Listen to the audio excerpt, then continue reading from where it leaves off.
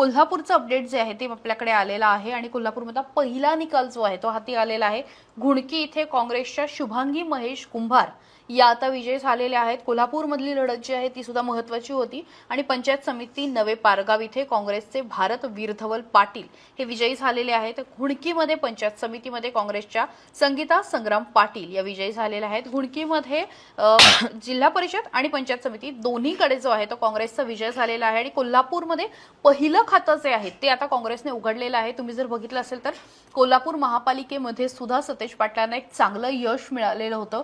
एकीकडे महायुती संपूर्ण ताकदीने विरोधामध्ये उभी आहे, म्हणजे महाडिक आहे, त्यांच्यासोबतच शिंदेचे आबिटकर आहेत, यासोबत राजेश क्षीरसागर आहेत, दुसरीकडे राष्ट्रवादीचे हसन मुश्रीफ आहेत आणि अशा पद्धतीने एकीकडे बलशाली समोरचे विरोधक असताना सतेज पाटील लढले आणि सतेज पाटलांना सिंगल हँडेड चांगला आकडा जो आहे तो कोल्हापूर महापालिकेमध्ये मिळाला होता आणि तीच कमाल तोच करिश्मा काँग्रेस आता कुठेतरी राखणार का? विशेषतः त्याच पद्धतीचं जे मतदान आहे ते लोकांनी आता स्थानिक स्वराज्य संस्था झेडपी मध्ये सुद्धा ग्रामीण भागात केलेलं आहे का हे बघणं महत्त्वाचं ठरलं होतं आणि त्यातला पहिला कल जो आहे तो समोर आलेला आहे आणि पहिला कल हा काँग्रेसच्या बाजूने आहे।